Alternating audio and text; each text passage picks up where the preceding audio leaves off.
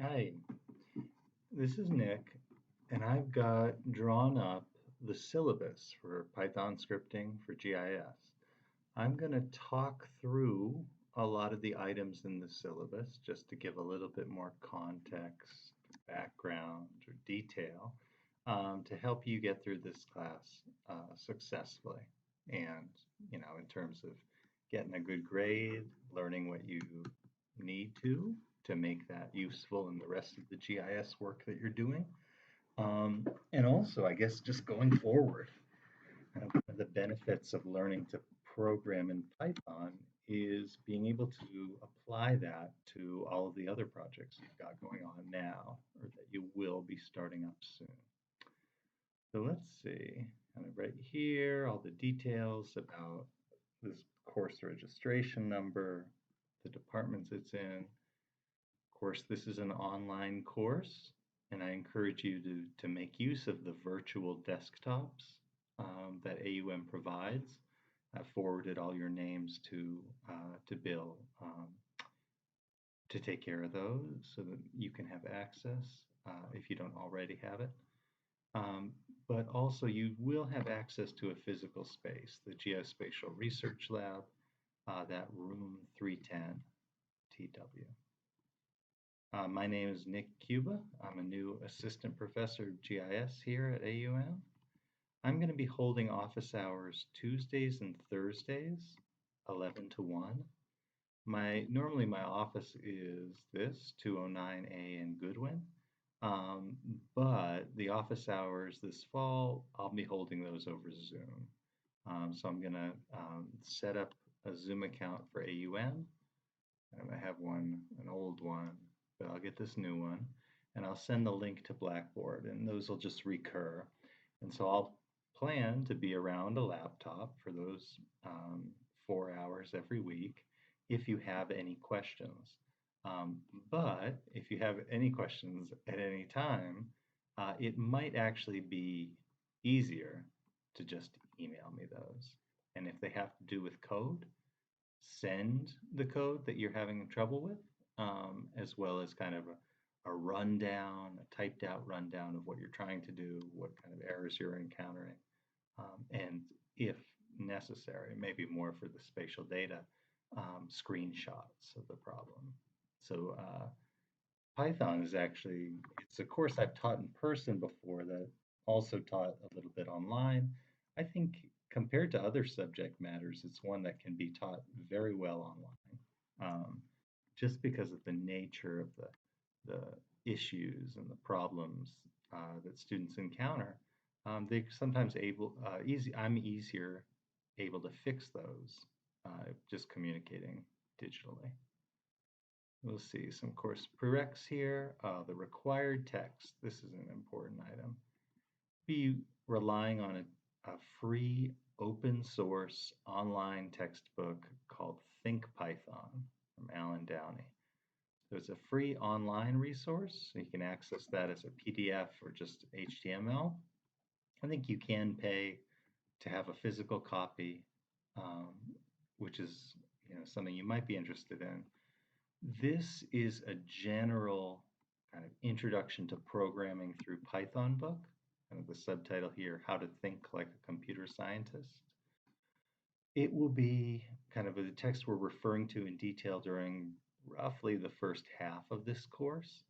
In the second half of the course, we'll move on to two books having to do with Python, specifically in Esri software. Um, there are two books, kind of different editions we're going to be drawing on, just because of our need to kind of cover a bit of Python 2, a bit of Python 3. So my plan for those is to post selections. I think they're good books, but they don't do as good a job as this Think Python in covering basic programming materials. So I'll be posting selections from those books, and of course I can provide the detailed information if you'd like to pick those up as a reference going forward. The next course description, I'll just read this out. Course is designed to provide students in geospatial fields the skills necessary to understand and write code in Python to accomplish repetitive and reproducible operations in GIS. No prior programming experience is required, although it might be helpful. Lab exercises are designed to ensure that students learn the essential skills necessary to accomplish such repetitive tasks. On completion of the course, you will have acquired the basic skills for writing Python scripts and understanding the logic of writing code. You will have an opportunity to develop code designed to solve problems within your specific field of study on original data. And course design here. How are those goals put into practice? What are the kind of broken down, second level, more specific goals? But because Python is useful beyond just GIS, and because this is an introductory course that assumes no prior knowledge, we are going to cover the basic concepts of programming. And as I said, I think the texts that do this the best aren't necessarily GIS specific ones. So we're going to rely on the free open source Think Python text. After that, we'll get into kind of have a refresher of geoprocessing, kind of transformation of spatial data and attributes attached to geometric features. And with those, that'll be anchored in Esri software. So these being both ArcGIS for desktop and ArcPro. And the important distinctions there are actually because those two applications rely on different versions of Python for users to execute these operations, execute their code. As such, we're going to need to learn a little bit of the differences between Python 2, implemented in ArcGIS for desktop, and Python 3, which ArcPro runs on. One thing I skipped over here, something we're going to learn that's helpful for GIS, but not just GIS, is version control. We'll do this using kind of desktop and online based application called GitHub, just to learn how to work with other people on code. A lot of this programming can be helpful if it's just you, but for larger projects, on the one hand, you might want to collaborate with people, and that can get a little bit messy when you're working off of the same program, the same script. Is messy, but there's solutions to those problems and kind of those set of solutions called version control. GitHub is also a good way to share what you've made. So one of the benefits of the development models of Python and of certain other languages are that they're decentralized, somewhat open. One thing we'll learn about in this course is how to make your own libraries or make your own set of operations that can be used by other people. GitHub's a great way to just distribute that and for people to find it. In terms of the grade, kind of graded material, most of your grade is going to come from weekly, possibly skip a few weeks, but basically weekly lab tutorial exercises. There will be 2 exams in this course, one midterm, one final, and each of those will comprise 20% of the grade. They'll be take-home exams, require some basic hands-on components. Attendance participation, so it's an online course, so we're not talking about you in a seat, but kind of important to note that perseverance is mandatory. Lost or late work, very difficult to make up, and in general, kind of the knowledge delivery in this course is going to be cumulative. So what you learn in a given week, it builds on what happened in prior weeks. Can't really just skip a week. ADA accommodations. If you have kind of a documented disability or any kind of obstacle to learning in this course, there are kind of official institutional places you can go through. Here, the Center for Disability Services. You can also talk to me about it, and that's true whether or not it's documented. My job is to make sure that you learn this material, and if the kind of default approach that I take isn't going to work well with you, then that's something that I'm going to be trying to help you with too. Um, Something I'll call attention to here is just academic dishonesty, academic support.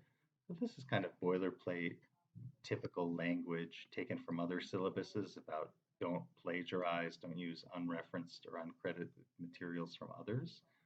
That still applies to a programming course, but it's very much the convention to use, at least as a base, blocks of code from other people, from other sources.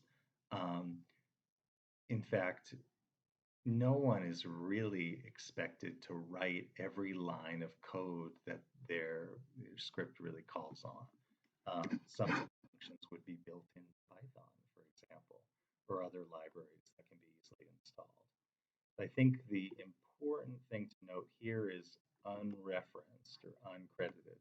So if you end up getting a good idea or a block of code from an online source, that you credit it and link it and make sure. And that's as much for my ability to evaluate your learning, but also for you in the future if you need to go back to that resource.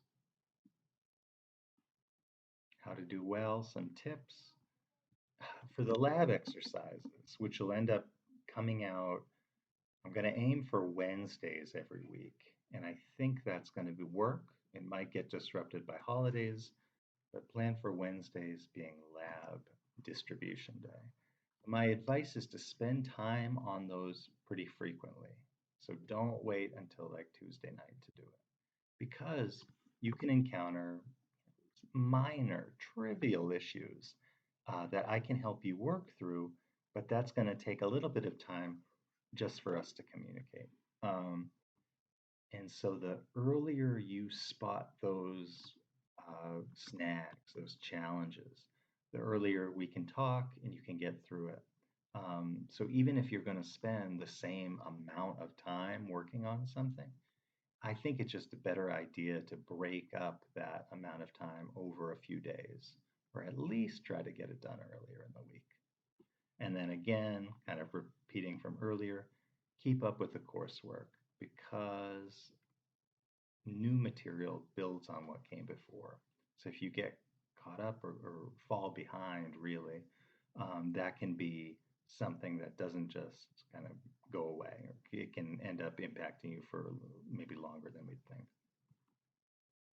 Grade scale, something, I don't know if it's new to me, but there are no minus grades. There's no A minus, B minus, C minus.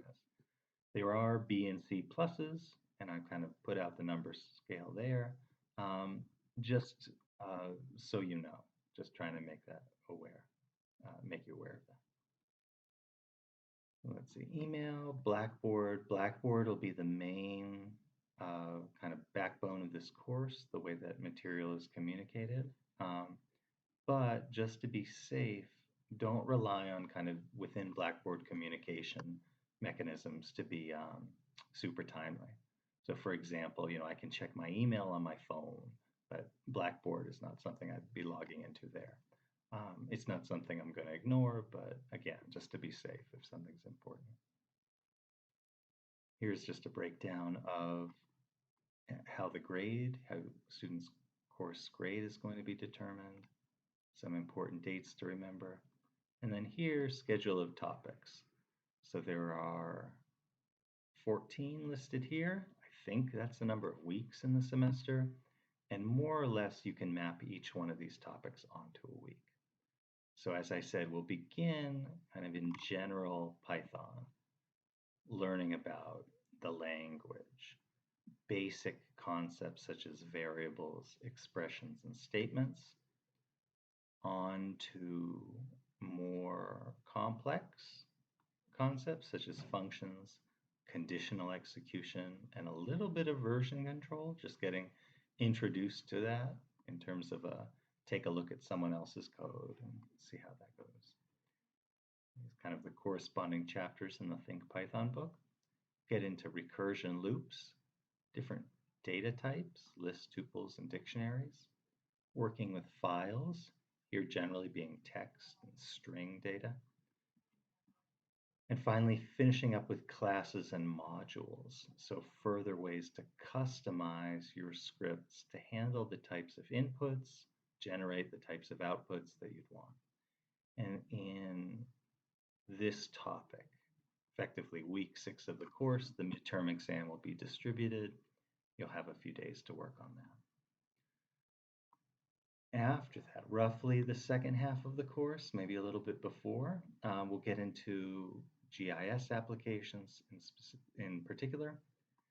First, just geoprocessing in ArcGIS, using the built-in tools that have been coded but are usually interacted with, at least at an initial level, through the user interface. Look specifically at Python implementation in ArcGIS, working with layers, descriptive information, accessing and exporting data, vector data editing, raster data work. Might be a standalone topic looking at differences in the versions. Here, Python version 2 used in ArcGIS for desktop versus 3. By default, we're going to be looking at Python version 3, but a lot, well, I say some functionality of ArcGIS for desktop is not currently doable, accessible, implemented in ArcPro, and a lot of workspaces are just still rooted in ArcGIS for desktop. So it's worth learning about the differences in the Python that's used to code processes in each one of those applications. And that's going to be a recurring issue. I just kind of listed this toward the end as a way to make sure it got covered if we didn't cover it sufficiently. And then finally, topic 14, I just want to briefly, as an exercise, have us look at code that's written in other languages. And so the example I give here is code in the JavaScript API for Google's Earth Engine. So that's a way to access and to process, analyze satellite imagery. Another thing we might look at is Python, but with using Python code that's written for different applications. So could, for example, just be Python as it's implemented in open source application QGIS. A lot of the GIS work in topics 8 through 13, rooted in the Esri products, but I don't think it's going to be helpful to learn, don't get me wrong, but that shouldn't be the be all end all of it either. A lot of the value of this course, I think, will be in setting you up to explore further and to learn more. And if we can kind of just broaden our horizons at the end, then that might be helpful.